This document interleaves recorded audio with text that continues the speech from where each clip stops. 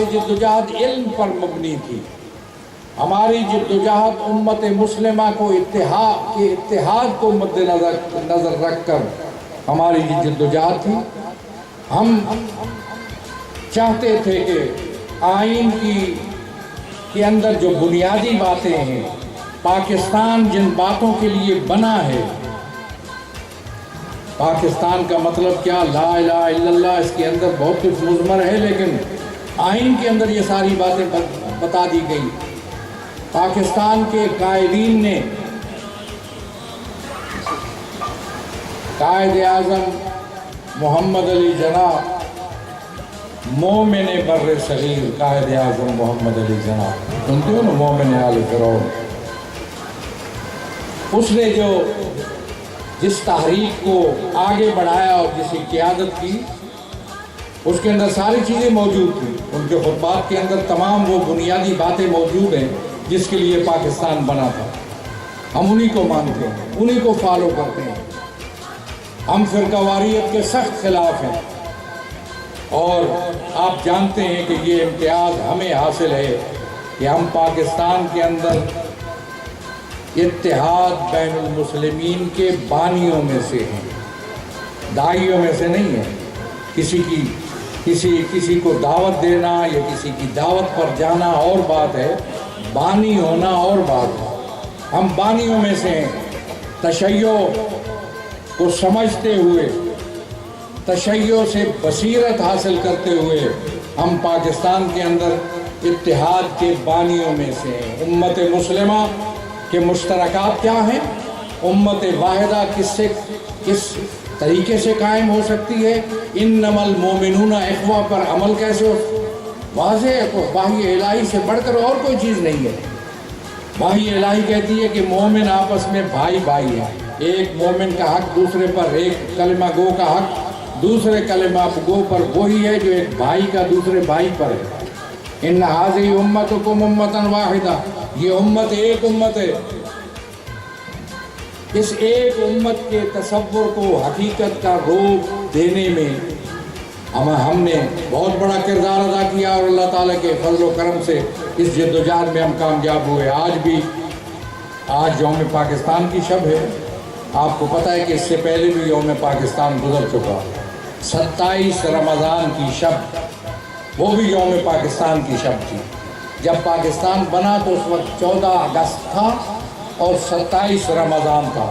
ایسا پروگرام انہوں نے منعقد کیا، اس قسم کا پروگرام 27 رمضان کی شب کو اسلام آباد میں ملی یکجہتی کونسل کی طرف سے منعقد ہوا، جس میں تمام دینی جماعتیں موجود تھیں، اور اس کی صدارت کا شرف ہمیں حاصل ہوا۔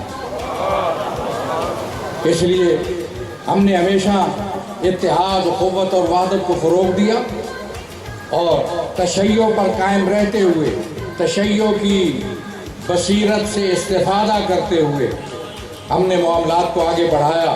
اور میں سمجھتا ہوں کہ ضرورت اس بات کی ہے، کیونکہ یوم پاکستان ہے، قائدین کے کردار سے اور ان کی جدوجہد سے استفادہ کرتے ہوئے میں کہہ سکتا ہوں کہ وہ باتیں جن کے لیے پاکستان بنا تھا وہ بھی تشنہ تکمیل ہیں، ابھی تشنہ تکمیل ہے، اور ملک کی جو صورت حال ہے اس کو سنبھالنے کی ضرورت ہے۔